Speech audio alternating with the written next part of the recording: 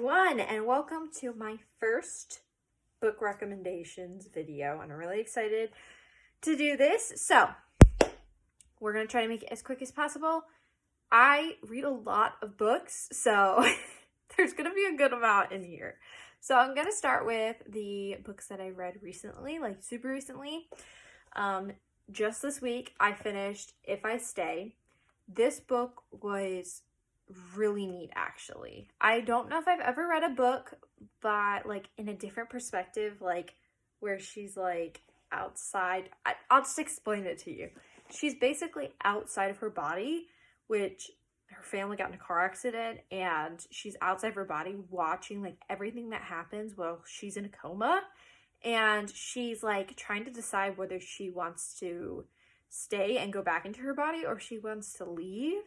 And I won't spoil much of it because it's a pretty short book, so there's not much to it, but it was really interesting actually to see it from that perspective. So this was just a really great book. I would definitely recommend this book. Now, the next book I finished today, which I was so excited to finish it, A Curse So Dark and Lonely. This book was pretty good, I gotta say. It was like pretty like enemies to lovers-ish. I wouldn't say it was like high enemies to lovers, but I still felt like it was kind of like they kind of hated each other. There was kind of a love triangle as well. It was basically about this regular girl who's from DC, she has her brother and her mom. Her mom's dying, which is really sad, but she basically gets taken away to this magical kingdom where she's hopefully going to break this curse of this prince if she falls in love with him. And it just kind of like increases from there. And it was just really good. There were some slow parts, I have to say. It was a pretty big book, and I have not read the second or the third yet. I'm going to buy those. These are like library books, so we're definitely buying this series. But I really enjoyed it. I felt like it was just nice, fun. I felt like it was like a young adult, definitely, but I still felt like I was a kid, like reading it, and it made me so happy. And that is one of them. And I wrote down the other ones because I'm a big reader of Kindle. I love reading on Kindle. So I read Heirs of Secrets by Hayes is what it's by. And that was great, honestly. It was enemies to lovers. It was enemies to lovers, and it wasn't like too much romance. I actually didn't think there was enough romance, but there's also a second book. So we're reading the second book and we're going to see if that's good or not. But that is on Kindle for Kindle Unlimited. I love that was a pretty good book, I have to say. Like I said, just a little lacking on the romance, but other than that, it was a pretty darn good book. The next one I read was The Wish by Nicholas Sparks.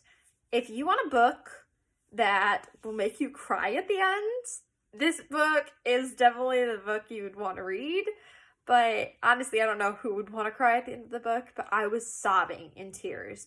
It was a long book, and like it was kind of sad from the start, if like that makes sense. It was from a perspective of a girl who was dying of cancer, and when she was younger, she had a teenage pregnancy and was sent to live with her aunt. And it just goes through her story of when she's living on this island, or wherever she's living, and it was a pretty good book. I felt like it took me a while to finish it because I felt like it's kind of boring in a way. In the middle of it, I was kind of like, there wasn't enough action to keep me going, but definitely was worth it toward the end. I feel like I definitely enjoyed that one. The next one I recently read was Her Royal Captive by Ellery Kett. That was enemies to lovers. Like, that was good. I really liked that one. I can't remember if there's a second one, but I really liked it. It was like really enemies to lovers, definitely. And there was this prince traveling in the woods, and she's like a part of this group, and she captures him.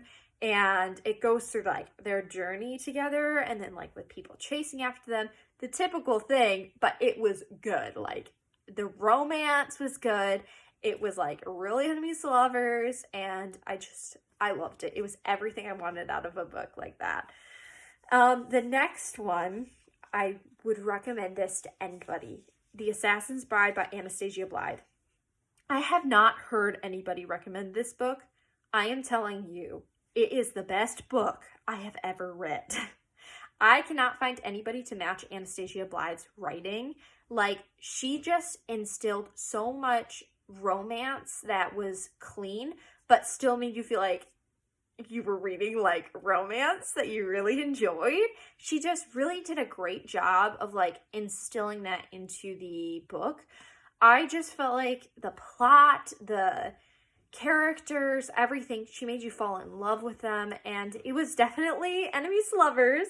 And I've read all the books she has out right now, and I am currently waiting for the other ones to come out because I cannot stand waiting any longer than I have for those books to come out. But that book, oh my goodness, it was so good. So there's going to be The Assassin's Bride, and then there's another book. I don't remember what it's called. And then the third book I know is The Nightmare Queen, which hasn't come out yet. It's going to come out in August, which is a long time away, but we'll get there. Either way, that was an amazing book. The next one I have is Holiday Hostilities by Katie Bailey.